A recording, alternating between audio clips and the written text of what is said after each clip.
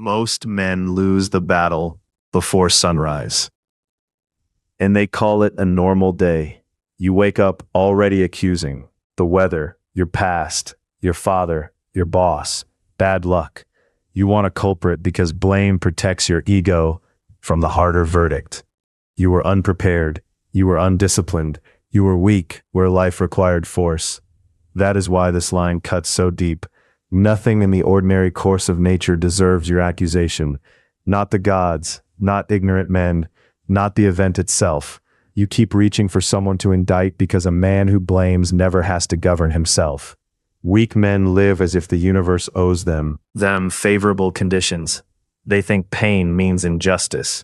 They think delay means persecution.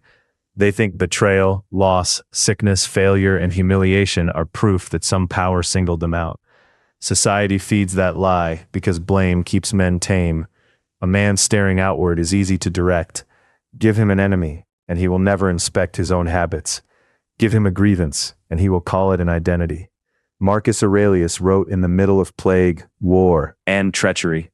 He did not waste breath asking why life failed to obey his preferences. He asked how a disciplined man should meet what arrived. You have been taught to confuse explanation with exemption. Someone hurt you, so now you claim permission to rot. The market turned, so you call your passivity reasonable. So you wear disorder like a badge. That is the lie. Ignorance explains what men do.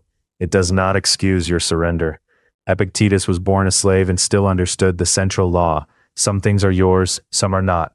Another man's ignorance is not yours to control. Your speech, your labor, your standards, your restraint, those are yours. Yet you hand them away every time you say, I am like this because of them. Look at the cost. Years gone. Hours burned in private courtroom trials inside your head. Rehearsing the insult. Replaying the failure. Naming villains. Drafting speeches no one will hear. While you were prosecuting the world, stronger men were training. They were building skill, reputation, endurance, and silence. Blame steals time first. Then it steals force. Then respect. No one trusts the man who always has a reason. He becomes predictable, fragile, useless under pressure. Seneca warned that suffering is doubled when imagination and resentment keep it alive after the event has passed. You keep old wounds on life support because they give your weakness a script. And there is another theft. Blame poisons your sight. Once you decide that life wronged you, every obstacle becomes personal. A delayed result feels like an insult. Correction feels like attack. Consequences feel unfair. You stop reading reality cleanly. That is fatal. The battlefield does not care how offended you are. Stone does not soften because you had a hard childhood. The body does not become strong because your intentions were noble. A man who accuses reality loses contact with reality. Then he loses. Plain and simple. The strongest men saw what others refused to see. Events are neutral in their arrival. Fire burns, winter strips the pit. Field. Men betray from ignorance, appetite, fear, or vanity. This has always been true. The disciplined man stops asking for a different species of world. He studies the one that exists.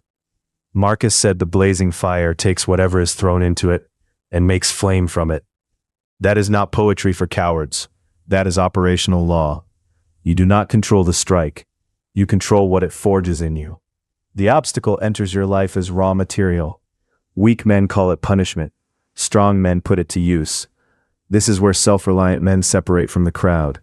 They do not waste energy accusing the gods, because nature follows its course. They do not waste energy accusing fools, because fools act from ignorance. They examine cause, then they act, cleanly, without drama. They treat insult as information, loss as instruction, delay as a test of endurance. This is not softness. It is war discipline.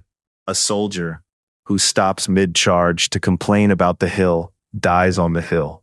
You have done the modern version of that for years. Complaining in better clothes, still dying slowly. So here is the code.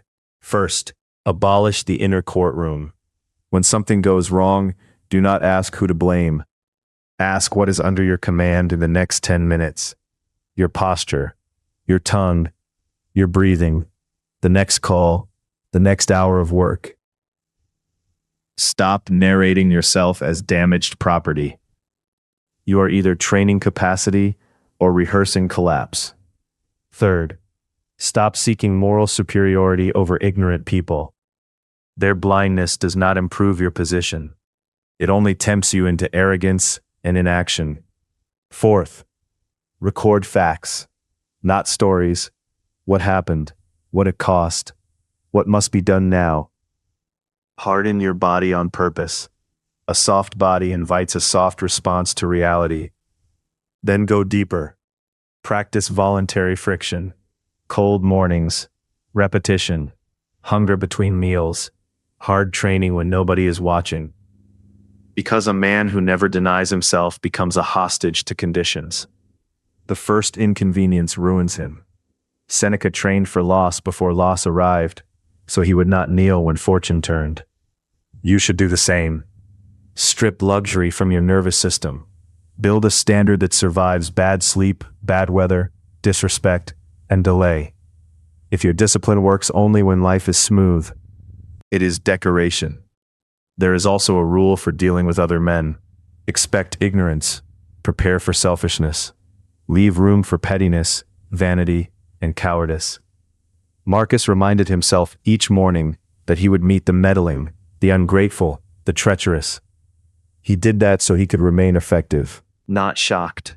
You keep getting rattled because you still expect clean behavior from undisciplined people.